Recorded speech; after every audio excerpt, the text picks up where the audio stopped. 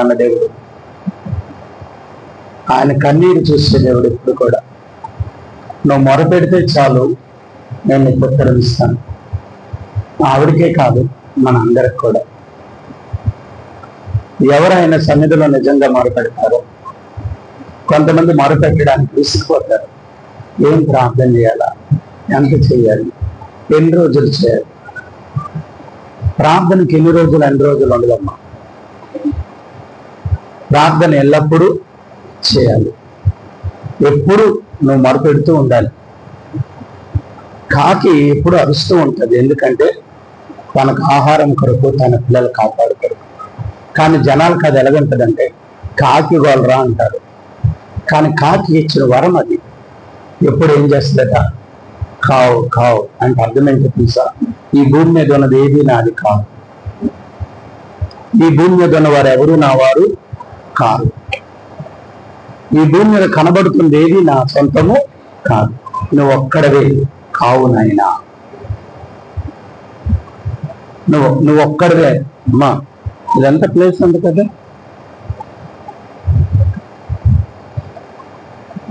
కాబట్టి ప్రియులరా, జాగ్రత్త. ప్రతిరోజు మొరపెడితే ఆవిడకి విడుదలిచ్చిన దేవుడు.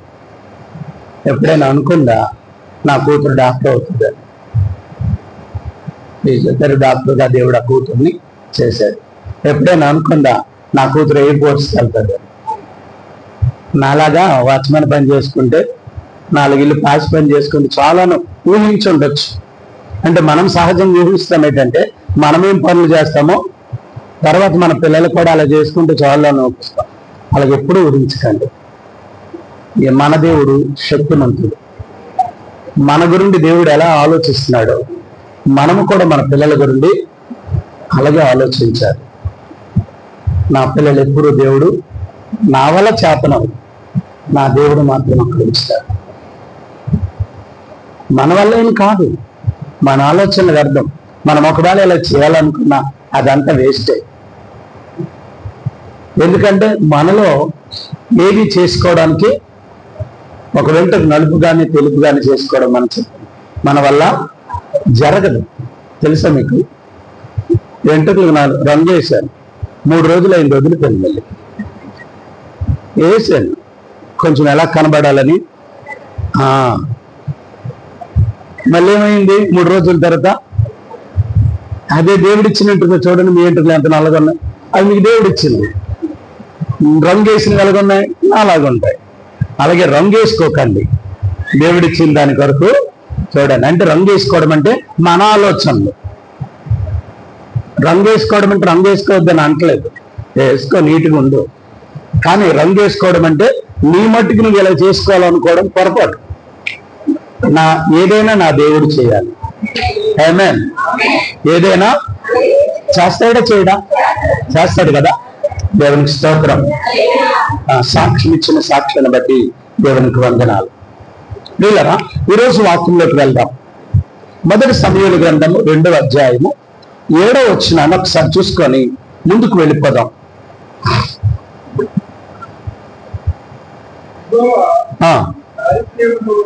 యెహోవా దారిద్ర్యమును ఐశ్వర్యమును కలుగు చేయువాడు. చాలు, ప్రార్థన చేసుకుందాం. సకల ఆశీర్వాదాలకు కారణభూతుడు అయిన మా తండ్రి, నీకు వందనాలు, స్తోత్ర. ఈ దినం నాతో మాతో అందరితో మీరు మాట్లాడి మమ్మల్ని బలపరచమని యేసయ్య పరిశుద్ధ నామమున అడిగి వేడుకొచ్చున్నాం తండ్రి. ఆమేన్, ఆమేన్, హల్లెలూయా. మరొకసారి చదువుదాం. యెహోవా దారిద్ర్యమును ఐశ్వర్యమును కలుగు చేయవాడు. దేవుడు ఎలాంటి వాడట? దారిద్ర్యాన్ని ఐశ్వర్యాన్ని కలుగజేశాడు.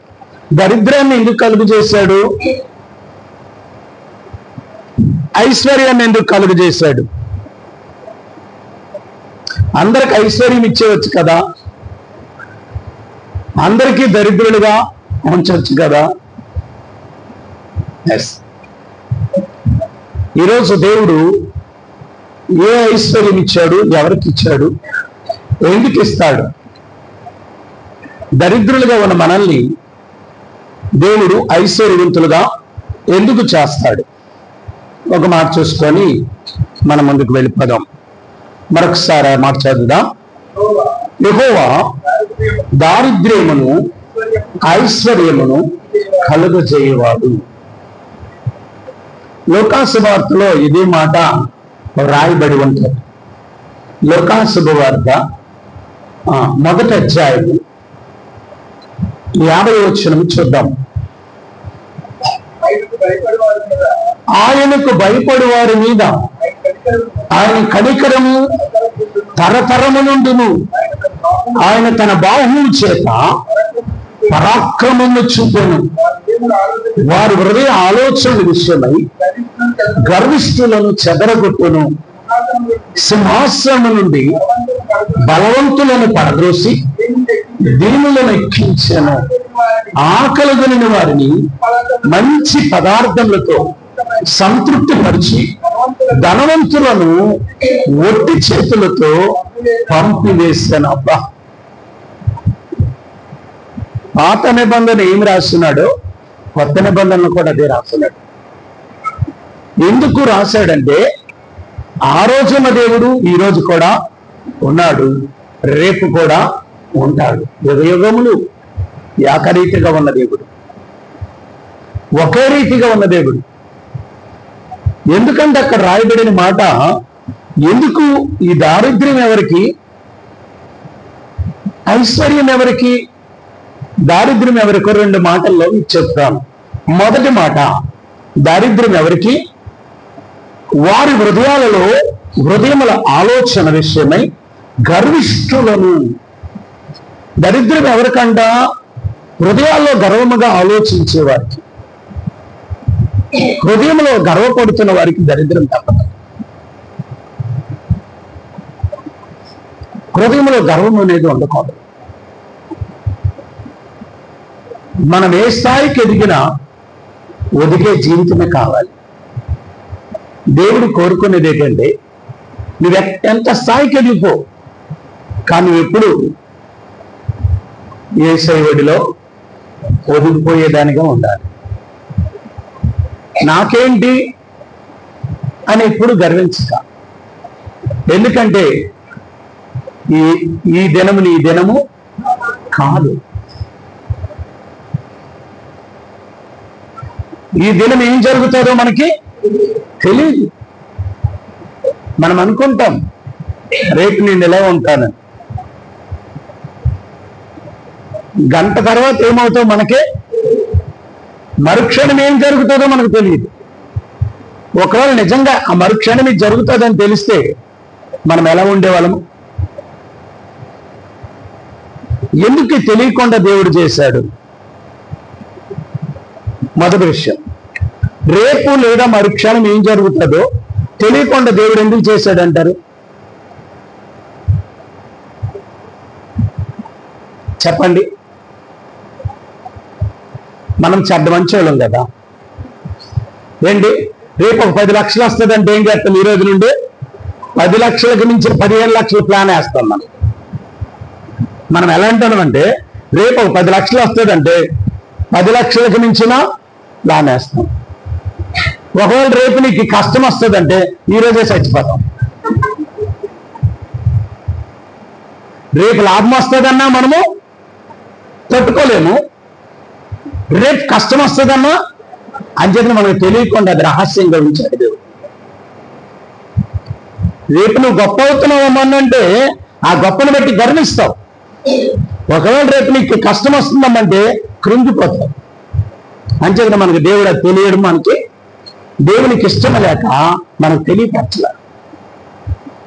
అలాగైతే రేపు నేను ప్రైమ్ మినిస్టర్ అయిపోతానని తెలిసింది మనకు ఏం చేస్తాం? ఈ రోజు నుండే ఉన్నోళ్ళందరూ ఓడగొట్టేనా?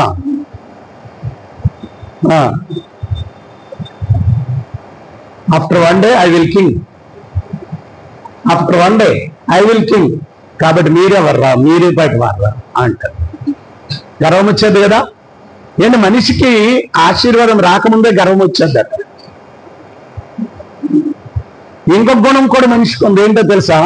చెడిపోకముందే భయం కూడా వచ్చేదట. రేపు జరగకముందు ఈరోజే భయపడిపోతాడంట. రేపు ఏటైపోద్దు, రేపు ఏమైపోద్దు, రేపు నా పిల్లలు ఏమైపోతారు, రేపు నా భర్త ఏమైపోతాడు, రేపు నేనేమైపోతానో. ఇది మనందరిలో ఉన్న ఆలోచన. ఇది రేపటి గురించి మీరు చింతించద్దు.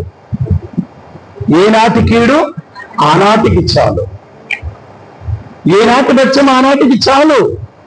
ఈరోజు బ్రతికేవా? స్తోత్రం. నిజం. మనమేం చేస్తామంటే చాలా విధాలుగా దేవుడు అంచేది ఈ మర్మాన్ని దేవుడు మానవుడికి తెలియకుండా, ఆ మర్మాన్ని ఎవరైతే తెలుసుకుంటారో వాడు గొప్పవాడు అయిపోతాడు. ఆ మర్మాన్ని తెలుసుకున్నవాడు వాడు మహానుభావుడు అయిపోతాడు. ఒక విధంగా చెప్పాలంటే మహర్షి అయిపోతాడు. ఈ మర్మాన్ని తెలుసుకోవాలంటే అండి చాలా ఒక పూట తిన్నవాడు యోగి అంట, 2 పూటలు తిన్నవాడు భోగి అంట, 3 పూటలు తిన్నవాడు రోగి అంట. చెప్పండి, ఒక పూట తిన్నవాడు మీరు ఎన్ని పూటలో? 2 పూటలు తిన్నాడు భోగి, భోజన ప్రియుడు. 3 పూటలు తిన్నవాడు రోగి అంట. 3 పూటలు శుభ్రంగా అన్నం తినేస్తాడు చూడు, వాడికి తప్పకుండా షుగర్ వచ్చేస్తాడట. 3 పూటలు ఏది పెడతాడు తినేస్తుంటాడు చూడండి, ఆడికి ఏదో ఒక రోగము. అది ఎన్ని పూటలు తినాలి పాస్టర్ గారు? ఎన్ని పూటలు తినాలా? మీరందరూ ఎన్ని పూటలు తింటున్నారు? 1 పూట తిన్నోళ్ళు వేయొద్దండి. 2 పూటలు, మరి 3 పూటలు?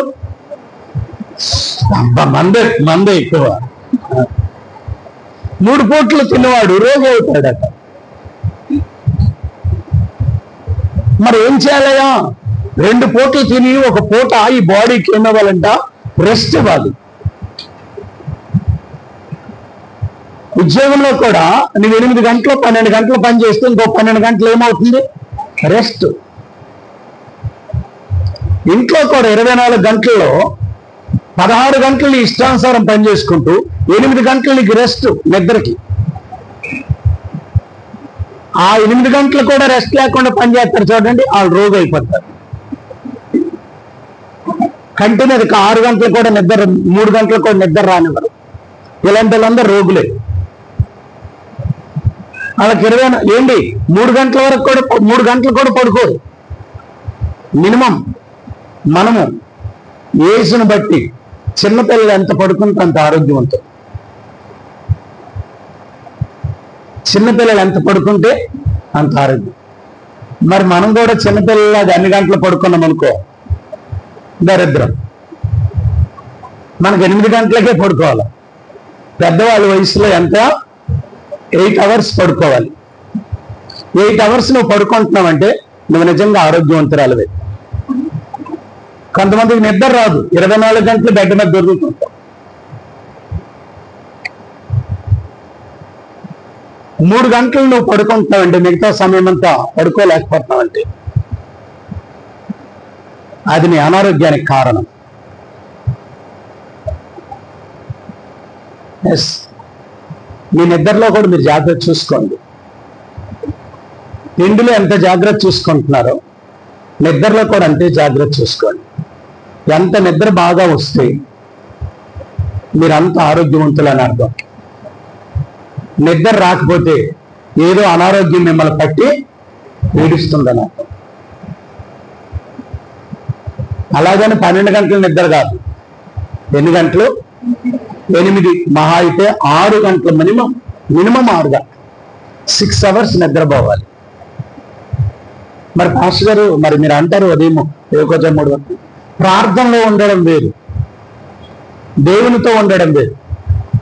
దేవునితో లేకుండా టీవీతోనో సెల్ ఫోన్తోనో లోకముతో ఉన్నప్పుడు అది నీ దరిద్రం. దేవునితో నువ్వు ఎన్ని గంటలుండు, అది నీకు ఆశీర్వాదమే.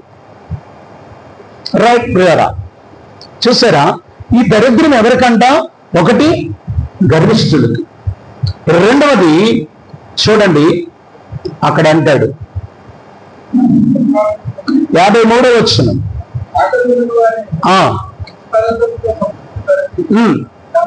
ధనవంతులను వీడికి దరిద్రం అంట. ఎవరికి? ధనవంతుడు అంటే అర్థం ఏంటంటే లోకములో సంపాదించాలనుకున్నవాడు. క్రీస్తులో ధనవంతులు కాదు. క్రీస్తులో ధనవంతులు ఎవరంటే పరలోక రాజ్యాన్ని సంపాదించుకోవాలనుకున్నవారు. దేవుని రాజ్యంలో నేను సంపాదించుకున్న వాళ్ళు అనుకున్నవారు ధనవంతులు. కానీ లోకములో ధనవంతులు ఏంటంటే తినుము, తాగుము, సుఖించుము. ఒక ధనవంతుడు ఏమనుకున్నాడు? నా ప్రాణమా తినుము, తాగుము, సుఖించు. వీరు ధనవంతులు అంట. ఎప్పుడు తిండి కొరకు, సుఖము కొరకు పనిచేసే వాళ్ళే లోకంలో ధనం. ఇలాంటి వారందరూ దరిద్రులు అవుతారంట. ఇక్కడ వాడు ధనవంతుడే, కానీ అక్కడికి వెళ్ళేసరికి ఏమయ్యాడు? దరిద్రుడైపోయాడు. ఇక్కడ దరిద్రుడే, పరలోకంలో ఏమయ్యాడు? ధనవంతుడుగా మారాడు. ఎవరు? లాజరు. మనందరికి తెలిసిన అతను.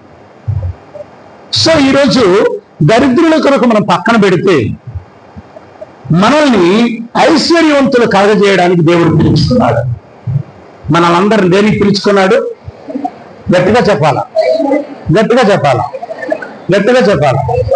నన్ను దేవుడు ఐశ్వర్యవంతుడుగా కలగజేయడానికి నన్ను పిలుచుకున్నాడు.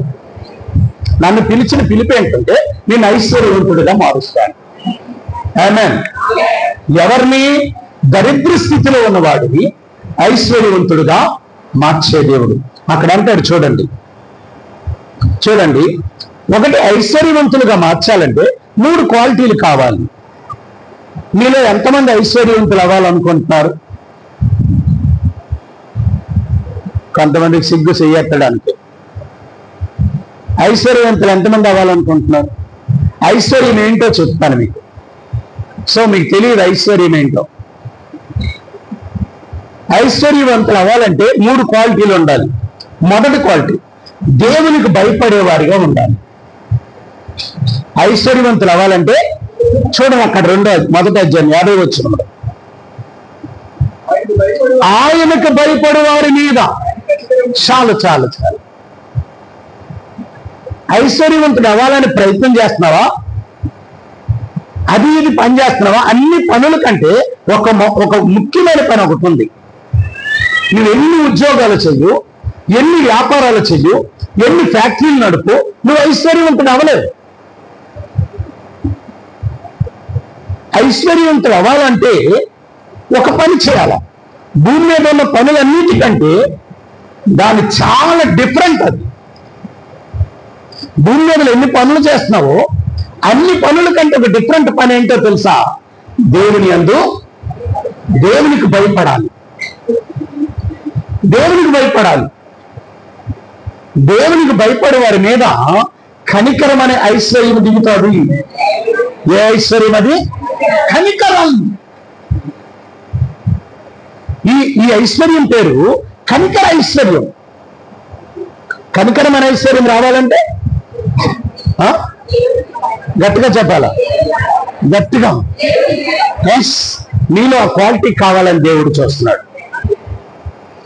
దేవుడికి భయపడాలి. ఎలా భయపడాలయ్యా? దేవుడికి ఎలా తెలుస్తుంది, నాకెలా తెలుస్తుంది అని చాలా మంది అంటారు. నేను దేవుడికి భయపడుతున్నానా లేదా అని నీకు నీవే ఒకసారి పరీక్షించుకుంటే ఈరోజు వాక్యం బట్టి ఒకసారి తెలుసుకో. దేవునికి భయపడాలంటే ఎలా బ్రతకాలి అంటే మొదట మనకు చూపించాడు ఎవరినో తెలుసా? అబ్రహాముని దేవుడు. చూడండి, ఆది కాండము 22వ అధ్యాయము 15వ వచనం నుంచి చూద్దాం.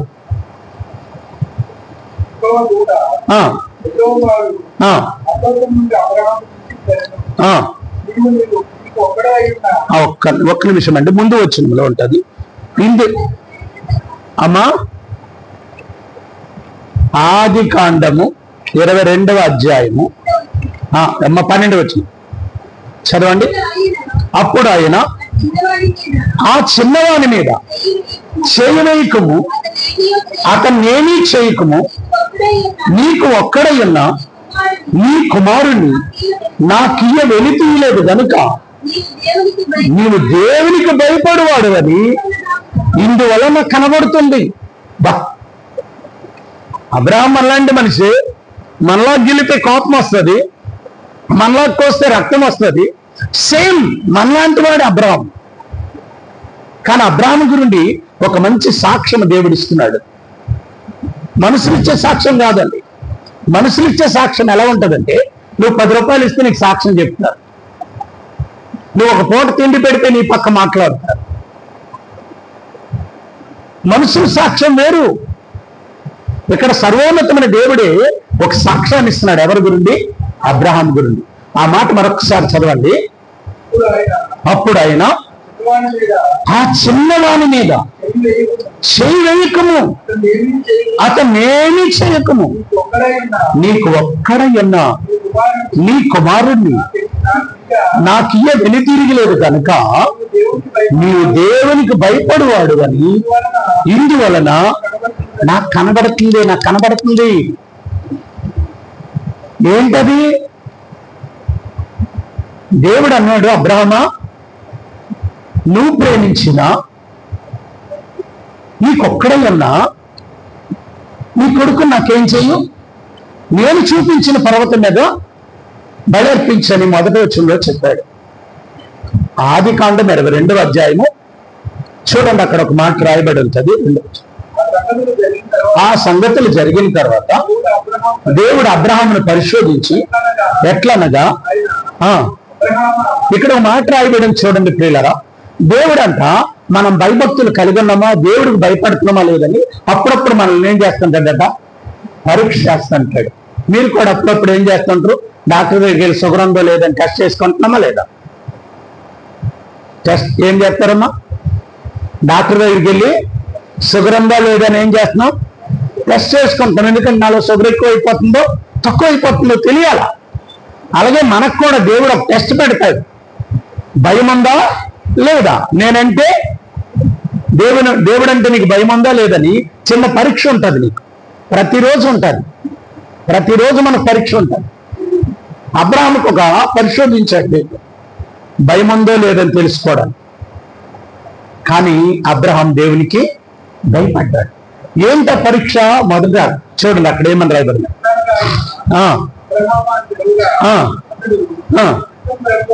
చూసారా? మొదటగా భయం ఉందా అనడానికి రుజువు ఏంటి? నేనంటే భయము అంటే నా పిల్లలకి నా మాట వినగానే ఏముండాలా, ఎలక్ట్ ఉండాలా. ఏ షారోన్ డాడీ అంటే ఏముంది నేనంటే భయం. ఇక్కడ కూడా అబ్రహాముని దేవుడు అబ్రహామా అనగానా ఏమన్నాడు? ఎవరికి పిలుస్తున్నాడో నాకు కాదులే, నాకెందుకు పిలుస్తాడు, నేను నీతిమంతుడును కదా అని అబ్రహాం అనలా. అబ్రహాము అనలా. ఏమన్నాడు తెలుసా? చిత్తం తండ్రి, చిత్తం. అంటే దేవునికి భయపడుతూ ఉండడానికి రుజువు ఏంటంటే నీకు పిలిచిన వెంటనే పలకాలి, అప్పుడు నువ్వు దేవునికి భయపడుతున్నట్టు. ఈరోజు చాలా మంది క్రైస్తవులు వినబడదు, దేవుడి పిలుపు వినబడట్లే, చెవిటి పాములు అయిపోయారు. ఎంత నాదం ఊదినా అదేం చేయదంట, ఆడదంట. ఆ పినలకు ఊదుతున్నప్పుడు లేదా వాడు ఊదుతున్నప్పుడు ఆ నాదస్వరం వినబడుతున్నప్పుడు ఆ పాము ఏం చేస్తుంది? ఏ పొట్లో ఉన్నా ఎక్కడున్నా ఏం చేస్తుంది? పరుగును వచ్చి ఏం చేస్తుందమ్మా? మటం వేసుకొని మరి నాట్యమాట. నాదస్వరం విన్నటువంటి పామే ఆడు పిలవగానే పరిగెట్టేస్తుంటే, సర్వోన్నతమైన దేవుడు పిలుస్తున్నప్పుడు నువ్వు ఎక్కడికి వెళ్ళిపోతున్నావు అక్క? ఎప్పుడైనా దేవుడి స్వరం విన్నావా? విని వెంటనే రెస్పాన్స్ అయ్యావా? దేవుడి స్వరం అందరికీ పిలుస్తున్నాడు. అబ్రహామును పిలిచాడు, యాకోబును పిలిచాడు, ఇస్సాకును పిలిచాడు, దానియేలును పిలిచాడు, చివరికి సమూయేలుకు కూడా, బాలుడైన సమూయేలును కూడా దేవుడు పిలిచాడు. అంతకంటే గొప్పదేంటే హాగరును కూడా పిలిచాడు. హాగరును కూడా పిలిచాడు. బైబిల్లో స్త్రీ అని లేదు, పురుషుడని లేదు, చిన్నపిల్లడని లేదు, ముసలోడని కూడా లేదు, అందరినీ పిలిచాడు దేవుడు. అయ్యా ధనవంతుల్ని పిలిచాడయ్యా దేవుడు అంటే కాదు. అయ్యో యవనస్తుల్ని పిలిచాడంటే కాదు. అయ్యో ఆయన కొంచెం అందంగా రాజు కదా అంచెల్ని పిలిచాడంటే కాదు. ఆయన అందరినీ పిలిచాడు. తారతమ్యం లేని దేవుడు, మనందరినీ ఆస్వాదించే దేవుడు. ఆయనకి తారతమ్యము లేదు. భయం ఉందా లేదా అనడానికి పిలిచిన వెంటనే నువ్వు ఎప్పుడైతే లోబడతావో నీకు భయం ఉన్నట్టు. నాకు ఎప్పుడు పిలిచాడండి, నేను ఎప్పుడు పలకలేదండి. చాలా మంది అంటారు, ఎప్పుడు మా ఇంటికి వచ్చావు ప్రభా, నీకు ఎప్పుడు తిండి పెట్టలేదు. ఎప్పుడు మా ఇంటికి వచ్చి అడిగావు ప్రభా, నీకు ఎప్పుడు నేను వస్త్రం ఇవ్వలేదు. ఇలాంటి వాళ్ళందరూ ఆశీర్వాదం పొందరు. ఐశ్వర్యవంతులు అవ్వాలంటే దేవుని యొక్క భయపడాలి. పిలుపు వినాలి, దేవుడు పిలుపు. నీకు పిలుస్తున్నాడక్క, చెల్లి తమ్ముడు, దేవుడు పిలిచేవాడు అన్నాడు. బంధింపబడిన వారిని పిలిచాడు, రోగుల్ని పిలిచాడు, వ్యభిచారులు పిలిచాడు, దొంగలు పిలిచాడు, దొరలను పిలిచాడు, రాజులను పిలిచాడు, అధికారులను పిలిచాడు, చదువు ఉన్నోళ్ళని పిలిచాడు, చదువు లేనోళ్ళని పిలిచాడు, విద్యవేత్తను పిలిచాడు, విద్య లేని పామరుల్ని పిలిచాడు. ప్రతి ఒక్కరిని పిలిచాడు దేవుడు. ఆయన మనకు తారతమ్యం ఉంటుంది, వాళ్ళకి పిల్లాలి, వీళ్ళకి పిల్లాలి, వీళ్ళకి పిల్లాలి. కానీ దేవుడికి ఆ తారతమ్యం లేదు. నిజం. దేవుని భయభక్తులు కలిగి ఉంటే ఆ స్వరం వినగానే ఎంత నిద్రలో ఉన్నా లేచిపోతాడు. ఎంత నిద్రలో ఉన్నా భయం అలాంటిది. మనసులో భయం ఉందనుకోండి, మీ ఆయన భయం నీకు ఉంటుంది. ఎప్పుడు అన్నాడంటే అక్కడి నుండి ఏమైపోద్ది, మా ఆయన వస్తున్నాడు.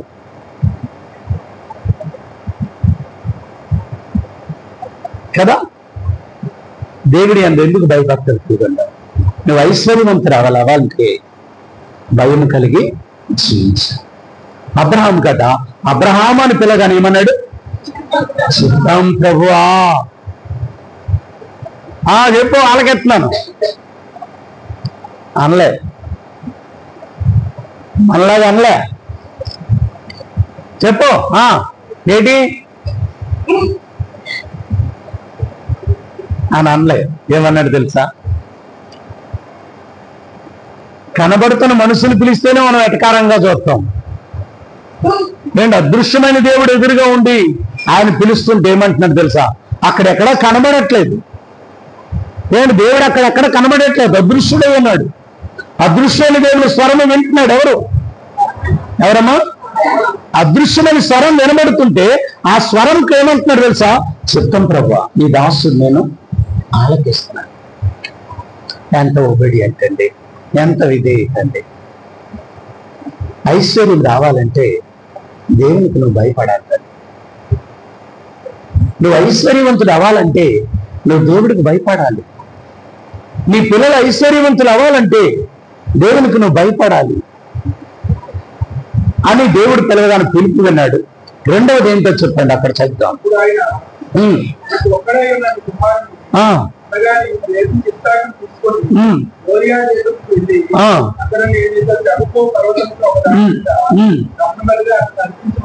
చాలు, ఇక్కడ చూడండి, పిలిచినంటే లోబడ్డాడు.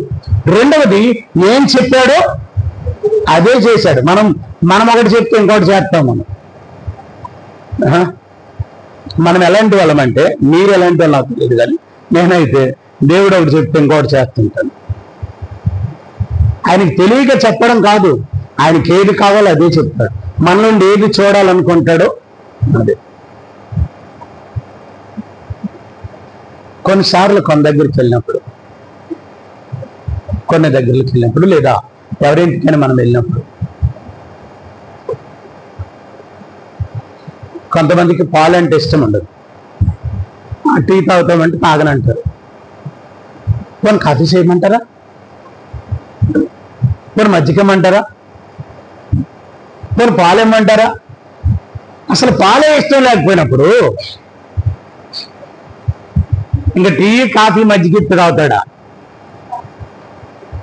దేవుడు ఏం చెప్పాడో అదే చేయాలి. అబ్రాహాముతో దేవుడు చెప్పాడు, నీకొక్కడయ్యన్న నీ కొడుకు, నువ్వు ప్రేమించిన నీ కొడుకు, నీకొక్కడయ్య ఉండాలా, నువ్వు ప్రేమించింది నాకు కావాలా. ఇవ్వగలవా తల్లి? నాన్న నీకొక్కటే ఉంది, ఇంక లేదు, వేరు లేదు.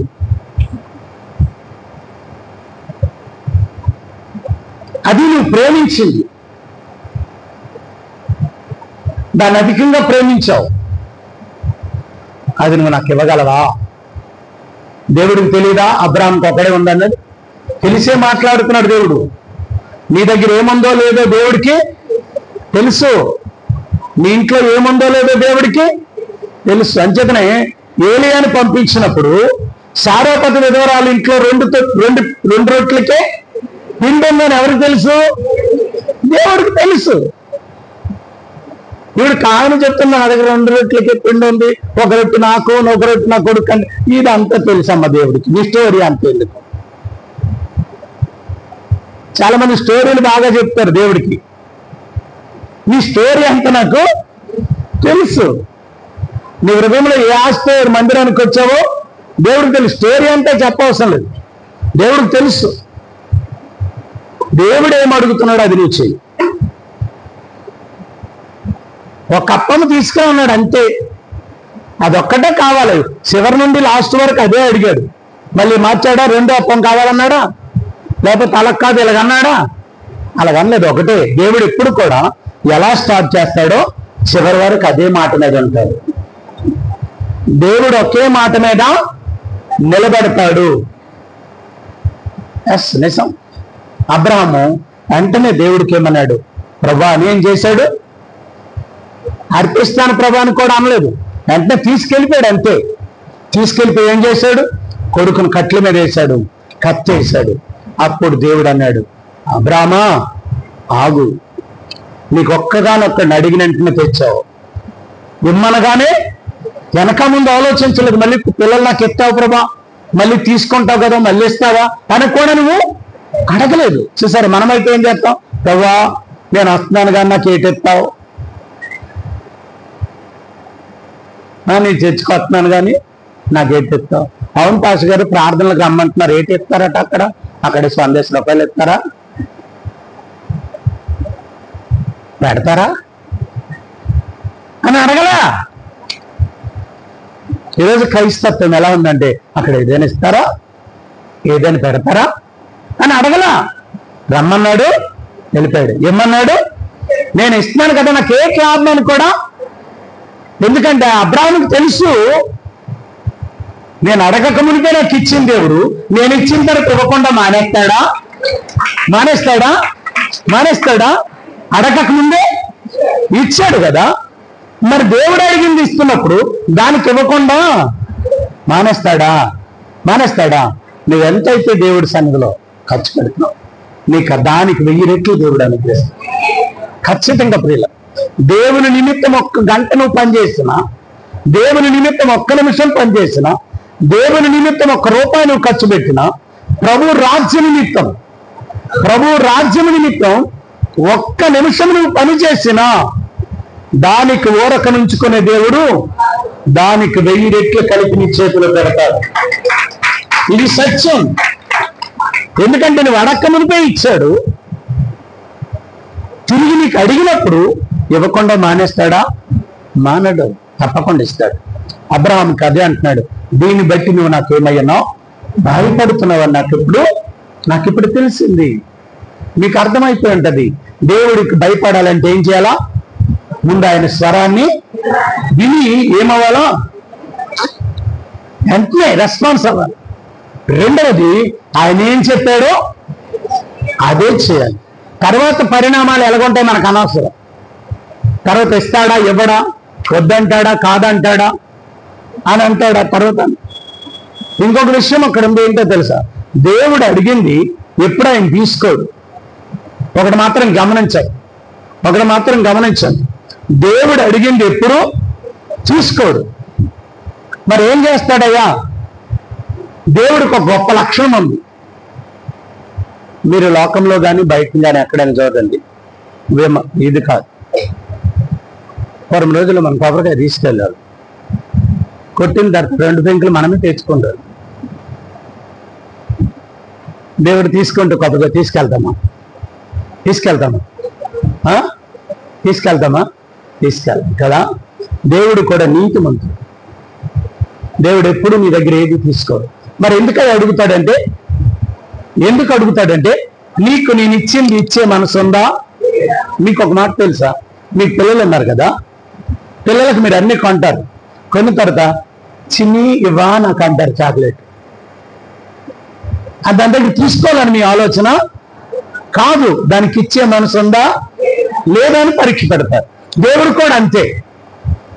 మళ్ళీ బిస్కెట్ ఎంత ముక్క పెట్టిందనుకో, నోట్లో చిన్న ముక్క పెడితే ఏమైపోతావు నువ్వు? గట్టిగా చెప్పాలా? నీ పిల్లల దగ్గరికి నువ్వే కొంటావు బిస్కెట్ ప్యాకెట్, అడిగిన వెంటనే చేయి చాతిన వెంటనే అదొక ముక్క తీసి నీ నోట్లో పెట్టింది అనుకో, నా కూతురే నన్ను పెంచేస్తావే, నా కొడుకే నన్ను పెంచేస్తాడు రా అని ఎంత మురిచిపోతారో. తర్వాత అది పెంచుతుందో చస్తుందో తర్వాత. కానీ ముందేమైపోతాం? మురిసిపోతాం కదా. అది ఇవ్వకపోతే ఏమంటావు? ఇది ఆ బాబులు అడిగే ఏమంటా తినేయడం కానీ ఎవడదు, మరి బాబులు అడిదే ఎంత కోపంగా మాట్లాడతామని కదా. దేవుడు కూడా అంతేనమ్మా. నేను అడిగినప్పుడు ఇవ్వగలిగితే అది నీ నుండి తీసుకోడు. కానీ అదే చూడండి, మీకు ఇంకో మాట, చిన్న ముక్క పెడితే తినేస్తారు మీరు. తినేసి ఏమనిపిస్తుంది తెలుసా? ఇంకా నా కూతురికి కొనాలి, నా కొడుకు కొనాలనిపిస్తుంది. అదే ఒక పెద్ద బిస్కెట్ అని చేతికి ఇచ్చేసి తినేస్తారా? ఏ తల్లి తిందండి నాకు తెలిసినంత వరకు. బిస్కెట్ పూర్తిగా పిల్లలు ఇచ్చారనుకోండి, ఏ తల్లి తిందో ఏం చేస్తా తెలుసా? మళ్ళీ ముక్కలు ఇచ్చి ఆ పిల్లకే పడుతుంది. మీకు తెలుసా లేదా? తెలుసా? ఎంతమందికి అనుభవం ఉంది కదా? మీ అందరికి అనుభవం ఉంటుంది. ఏంటి, చిన్న ముక్క నోట్లో పెట్టినప్పుడు తినేస్తావు కానీ, కొడుకమ్మ అంటే కొడుకేస్తావు కానీ, అదే తన చేతిలో ఉందంతా నీ చేతిలో పెడితే నువ్వు తినవు, మళ్ళీ ఎవరికి తినబెడతావు? మళ్ళీ ఎవరికి? అదే దేవుడు ఆలోచన కూడా. నువ్వు ఏదైతే ఇస్తావో తిరిగి మళ్ళీ నీకే ఇవ్వడానికి. ఎలాగిస్తాడు తెలుసా? నువ్వు ఎంత పెడతావో దానికి 1000 రెట్లు చేసిస్తాడు. ఆమేన్. సపోజ్ దేవుడి చేతిలో ఒకటి పెట్టావు అనుకో, దానికి ఇంకొక 1000 రెట్లు కలిపి నీ చేతిలో పెడతాడు. ఆ నెల నువ్వు చూసేస్తావు. ఆ నెలలోనే కాదు, ఆ సంవత్సరంలోనే చూసేస్తావు. ఇంకా నువ్వు బాగుంటే ఆ తర్వాత రోజే నీకు కలిసిపోతుంది. అంటే నువ్వు ఎంత హృదయంతో ఇస్తావో అంత వేగం నీలో కలుస్తుంది. నువ్వు ఇచ్చే హృదయాన్ని బట్టి, దేవుడికి నువ్వు ఇచ్చే హృదయాన్ని బట్టి, నీ హృదయాన్ని బట్టి ఏం జరుగుతుందంటే, నీ హృదయం మంచిదానికి ఈరోజు ఇచ్చావనుకో, నువ్వు ఇంటికి వెళ్ళగానే అది కలిసిపోద్ది 1000 రెట్లు. చాలా మంది నేను సాక్ష్యం విన్నాను, నా జీవితంలో కూడా నేను చూశాను. చాలా మంది చెప్పారు, పాస్టర్ గారు దేవుడికి ఇది ఇచ్చానండి, చిన్నది ఇచ్చానండి, చెవులోది 2 తులాల ప్యాక్స్ తాడిచ్చాడండి. ఒక సహోదరు సాక్ష్యం ఎన్నో చెప్పారు, విన్నాను. ఇలాంటివి ఎన్నో చెప్పుకుంటూ పోతే చాలా సాక్ష్యాలు ఉంటాయి. మనం మనస్ఫూర్తిగా ఏదైతే దేవుడికి ఇస్తాం, అది ఇచ్చిన వెంటనే మన ఇంట్లో కార్యం వెంటనే జరుగుతుంది. అయితే నాకు ఇచ్చానుగా నాకు జరగలేదని అంటావా? జరగకుండా ఉండే దేవుడు కాదు. నీ దగ్గర ఎప్పుడు తినేసి ఎగ్గొట్టే దేవుడు కాదు. నీ దగ్గర తిన్నాడంటే ఈ నెలైనా జరగచ్చు, ఈ సంవత్సరంలోనైనా ఖచ్చితంగా జరుగుతుంది. ఖచ్చితంగా. కొన్ని విత్తనాలు వేస్తాం, వెంటనే మొలిసిపోతాయి. కొన్ని విత్తనాలు లేటుగా మొలుస్తాయి. కొన్ని విత్తనాలు మొక్క వేగంలో ఇస్తుంది, కొన్ని విత్తనాలు మొక్క లేటుగా లభిస్తుంది. కొన్ని మొక్కలు వేగంగా ఫలాలు వస్తాయి, కొన్ని మొక్కలు లేటుగా ఫలం, కానీ ఫలం రావడం ఖాయం. ఆ విత్తనం మంచిదై ఉండాలా, ఆ నేల కూడా మంచిదై ఉండాలా, నువ్వు ఇచ్చే ఆలోచన మంచిదై ఉండాలా, నీ మనసు కూడా మంచిదై ఉండాలా, నువ్వు ఇచ్చే విత్తనం మంచిదై ఉండాలా. మంచి విత్తనం విత్తకుండా నేను విత్తనాలు వేసానంటే పంట ఎలాగొస్తుంది? రాదు. మంచి విత్తనం కాదు. విత్తనం పాడైపోయిన పంట రాదు, నేల పాడైపోయినా అంటే అర్థం ఏంటో తెలుసా? నీవు ఇచ్చే కానుక మంచిది కాకపోయినా, నీ హృదయం మంచి ఆలోచనలు లేకపోయినా అది ఫలము రాదు. ప్రియులారా, కయీను అర్పణ, అది హేబేలు అర్పణ శ్రేష్టమైనది, హృదయం కూడా శ్రేష్టమైనది.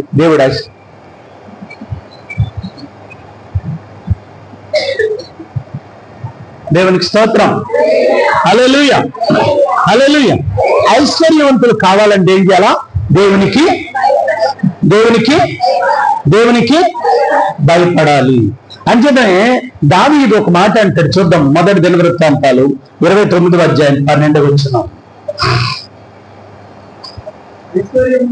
ఐశ్వర్యమును గొప్పతనమును నీ వలన కలుగును. దేవునికి స్తోత్రం. ఐశ్వర్యము గొప్పతనం ఎవరి వల్ల కలుగుతుంది? ఇది అనుభవించి చెప్తున్నాడు. ఎవరు? దావీదు. ఇది అనుభవించి చెప్తున్నాడు. అనుభవం లేనివాడు కాదు. అసలు నీలాంటోడు నాలాంటోడు కాదు. గొర్రెల దొడ్డులో ఉన్నవాడు చక్రవర్తిగా మార్చబడ్డాడు. ఆయన అనుభవించి చెప్తున్నాడు. ఎన్నో కష్టాలు పడ్డానయ్యా, ఎన్నో శ్రమలు పడ్డానయ్యా, ఎన్నో నిందలు అనుభవించానయ్యా, ఎన్నో రోగాలు అనుభవించానా, ఎన్నో పరిస్థితులు అనుభవించాను. ఇప్పుడు చెప్పారు కదా, నిజం. ఇప్పుడు ఒక సహోదరి సాక్ష్యం చెప్పాను కదా, వాళ్ళ పాప నాకు ఫోన్ చేసి సాక్ష్యం చెప్పడం, పాస్టర్ గారు ఈస్టర్కి మొత్తం మొత్తం రైస్ తనే పెట్టుకోండి, బిర్యానీ రైస్ కావాల్సిన ఖర్చు. తెల్లవారు లేసి నాకు ఫోన్ చేసింది. నేను అలా దేవుడికి ఇచ్చానో లేదు, మా చెల్లికి ఉద్యోగం వచ్చింది పాస్టర్.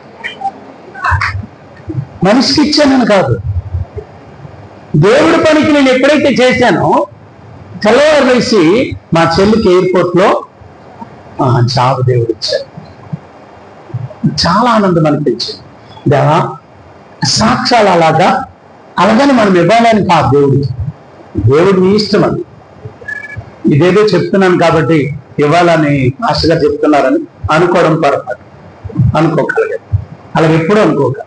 అది నీకే దేవుడు ఐశ్వర్యం ఇవ్వాలనుకోవడం నీకే ప్రేరేపిస్తాడు. మనిషి చెప్పినంత మాత్రాన్ని ఎవరు ఇచ్చినా అది వ్యర్థం. నీకు ప్రేరేపణ రావాలి, దేవుడి చిత్తం జరగాలి. నిజం. నేను అమ్మాయిని అడగలేదు ఇలా చేస్తామో ఇవ్వో అని. ఆ అమ్మాయి వచ్చింది, పాస్టర్ గారు ఎన్ని పడుతుంది అన్ని నేను ఇచ్చుకుంటాను అంతే. నిజం. దేవుడు ఆ కార్యాన్ని చేస్తాడు. ఎప్పుడు అన్యాయస్తుడు కాదు. రైట్. దావీదు అంటున్నాడు, గొర్రెల దొడ్లో ఉన్నవాడు చక్రవర్తిగా మారే అంటున్నాడు. ఐశ్వర్యమును గొప్పతనం. ఎంతటి వాడను యేసయ్యా, కొంతైనా యోగ్యుడు కానయ్యా. ఎంతటి వాడను యేసయ్యా, కొంతైనా యోగ్యుడు కానయ్యా. ఇంతగనను హెచ్చించకు ఈ స్థితిలో అందించుటకు, ఇంతగనను హెచ్చించుటకు ఈ స్థితిలో అందించుటకు. ఎంతటి వాడని యేసయ్యా, కొంతైనా యోగ్యుడు కానయ్యా. ఎంతటి వాడని యేసయ్యా, కొంతైనా యోగ్యుడు కానయ్యా. ఐశ్వర్యం గొప్పతనమును కలిగించు దేవుడా నీవే, హెచ్చించు వాడను, బలమిచ్చు వాడవు నీవే. ఐశ్వర్యం గొప్పతనమును కలిగించు దేవుడా నీవే, హెచ్చించు వాడను, బలమిచ్చు వాడవు నీవే. అల్పుడను మంటి పురుగులు నన్ను ప్రేమించావు, ప్రాణములు వేశారు నిన్ను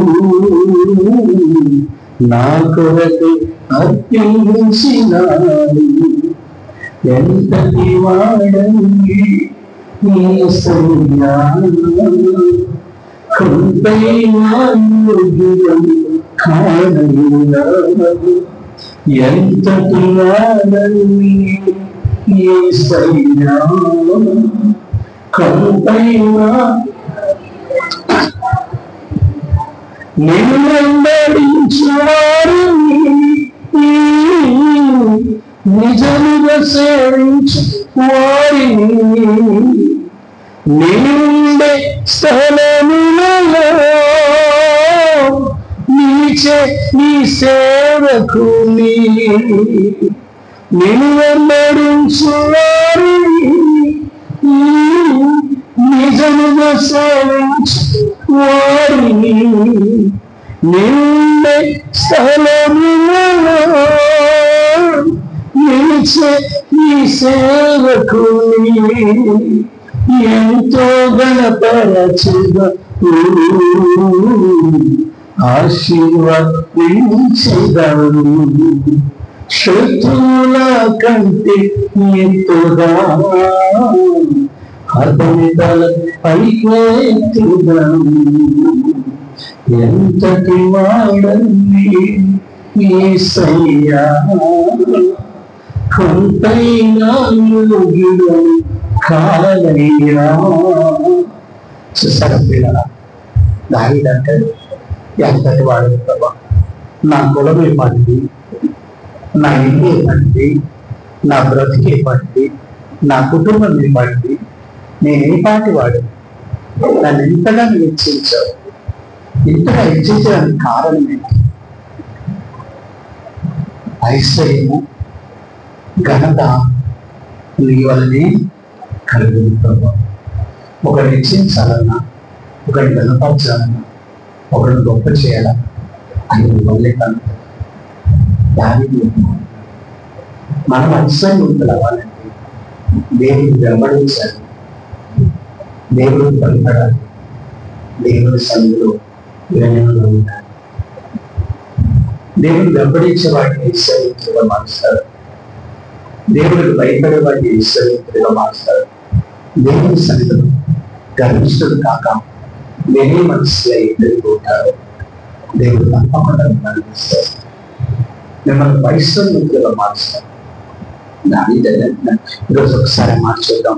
మొదటి దినవృత్తాంతాలు 29వ అధ్యాయం 12వ వచనం. ఐశ్వర్యము గొప్ప ఎవరి వలన? నీ వలనే కలుగును ప్రభా. ఈరోజు మనము కూడా అడగాలి. నువ్వు ఒకవేళ ఐశ్వర్యవంతురాలు అవ్వాలనుకుంటే, ఒకవేళ నీ పిల్లలు గొప్ప అవ్వాలనుకుంటే నువ్వు ఒకటే కోరుకో, ప్రభా అది నీ వలనే జరుగుతుంది.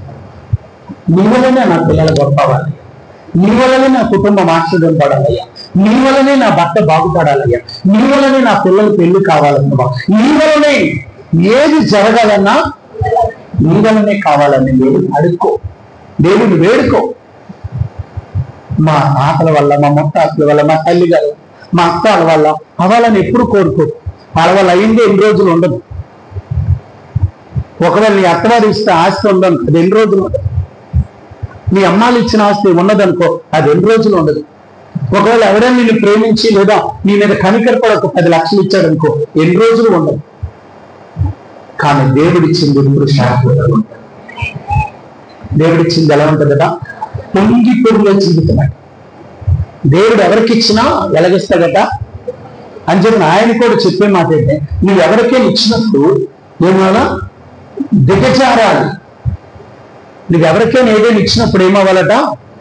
ఆ ఏదైతే కొలుస్తావో, బియ్యం కొలిసినప్పుడు కూడా ఏమవ్వాలంట? అంచులమయ్యా దిగజారాలి. ఒక పిండి కొలిసిన, ఒక నూనె కొలిసిన, ఎవరికి ఏదైనా నువ్వు ఇస్తే దిగజారే పెట్టి నీకు కూడా అలా దూరపడతారు.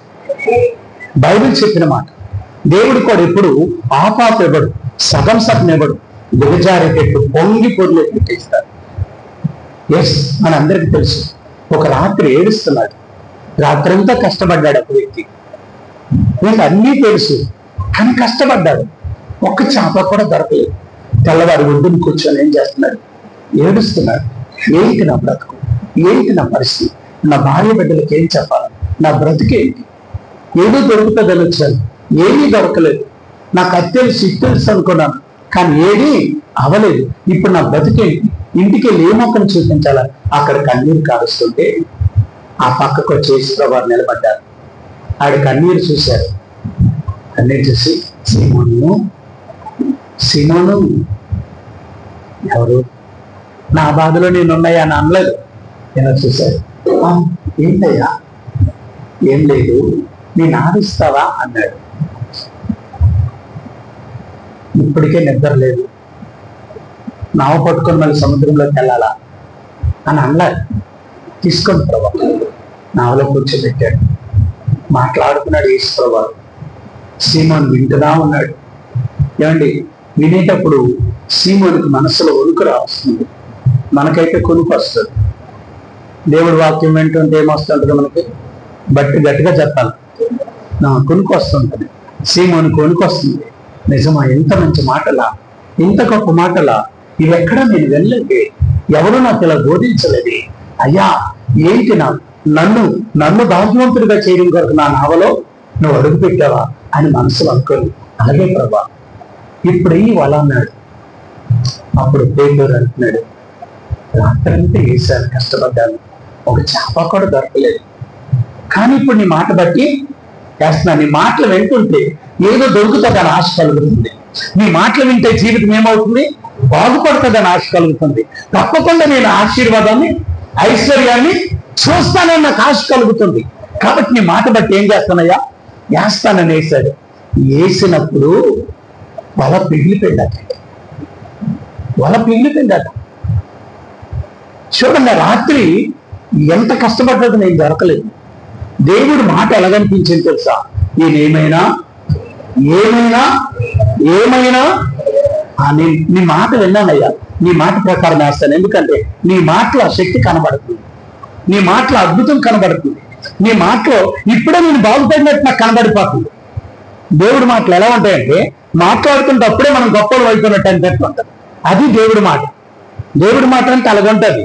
దేవుడి మాట ఎలా ఉంటుందంటే, తర్వాత గొప్పడు అవుతావు తర్వాత సంగతి, కానీ మాట మాట్లాడుతుంటాను కానీ నేను ఏదో గొప్పవాడిని అయిపోయినట్టు అనిపిస్తుంది. అబ్రాహం కలగా అనిపించింది.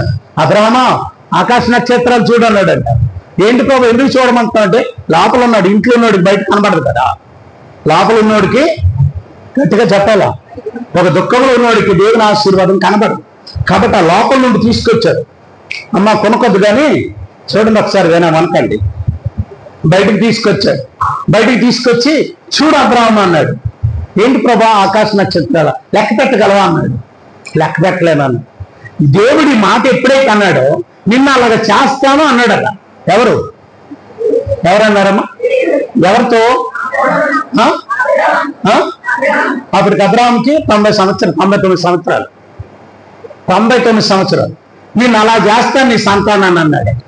అంతే అబ్రాహాం అయిపోయాడు తెలుసా? ఆకాశంలోకి వెళ్ళిపోయాడట.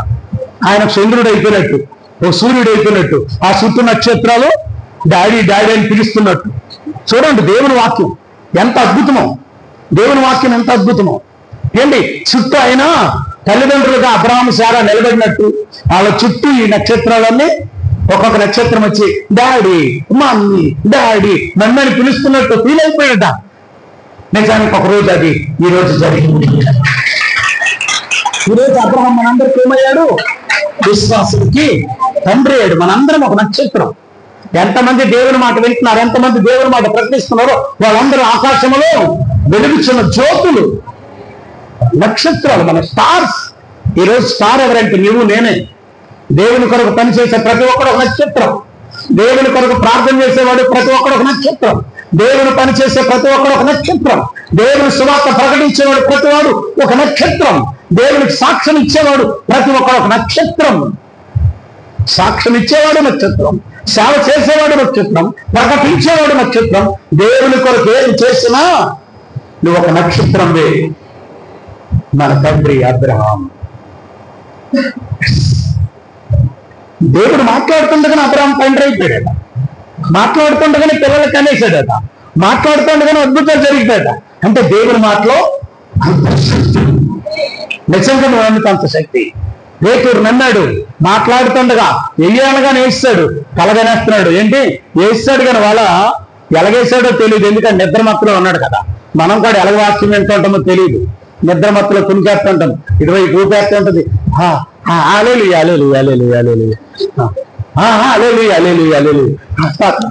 వీళ్ళు ఎందుకు చప్పటి కొడతారో తెలియదు, వీళ్ళు ఎందుకు చప్పటి కొడతారో తెలియదు. అప్పటి వరకు బాగా అలేలుయా అలేలు అలేలు అలేలు అలేలు.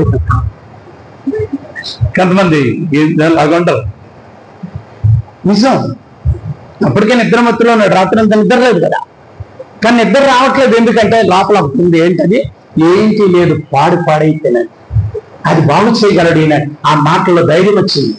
వలేస్తాడు, వలేసి చూస్తున్నాడు, తప్పకుండా బ్లెస్సింగ్ వస్తాడు అని విశ్వాసం ఏం చేశాడు, లాగాడు.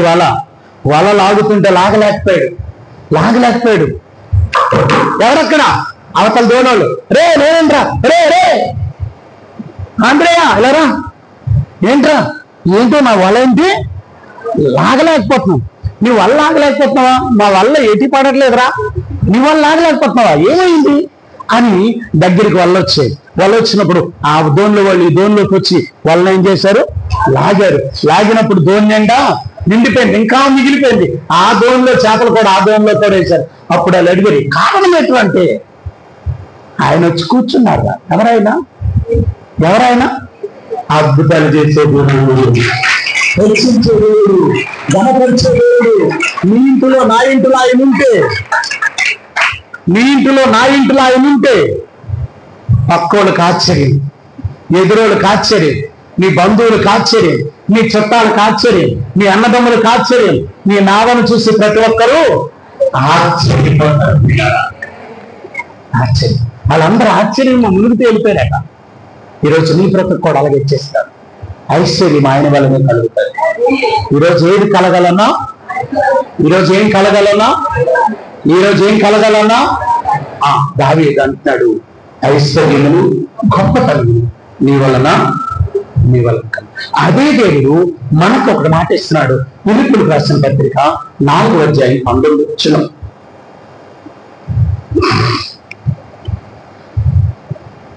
చెప్పి ముగిద్దాం.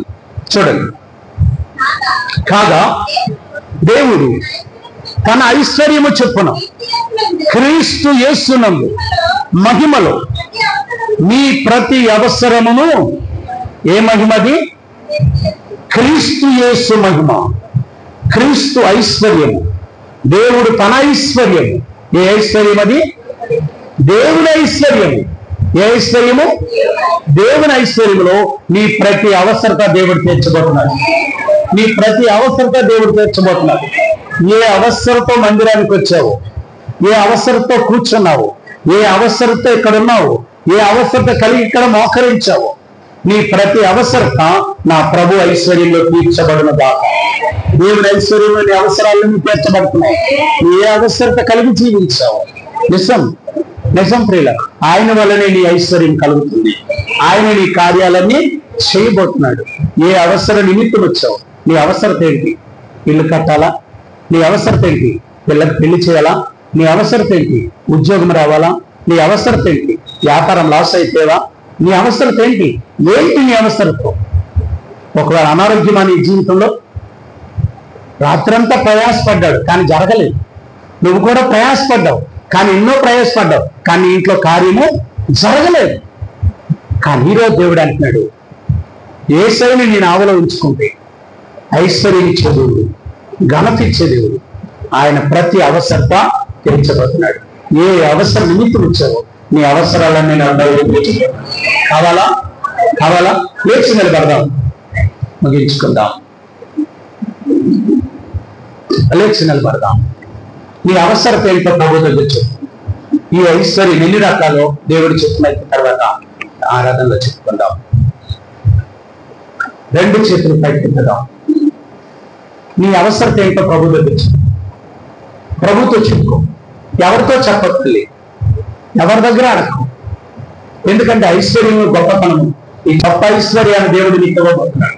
2 చేతులు పైకెత్తు. సహోదరుడా, సహోదరి, తల్లి, నీ 2 చేతులు, ఇదిగో ఈ అవసరతలో ఉన్నాను ప్రభు, నా అవసరం ఇది.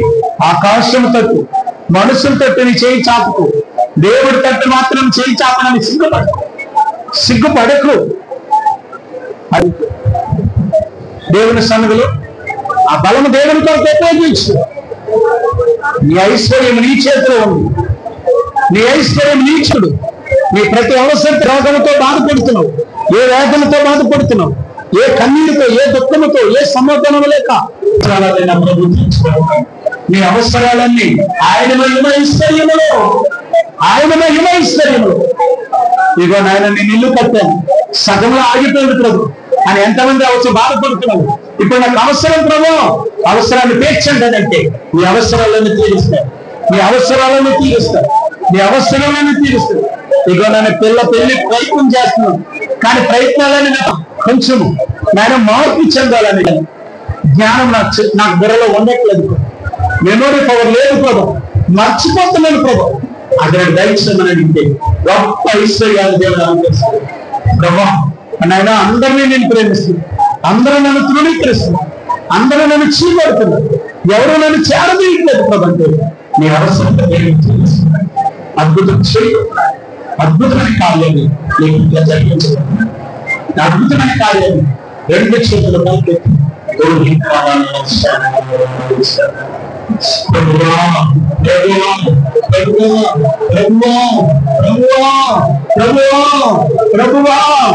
నీ అవసరం ఏముందో అడుగు.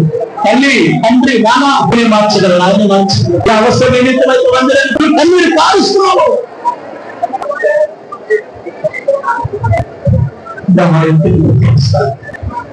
ప్రతి వస్తాన్ని జీవించాలి, ప్రతి వస్తాన్ని ఆశ్రయించాలి.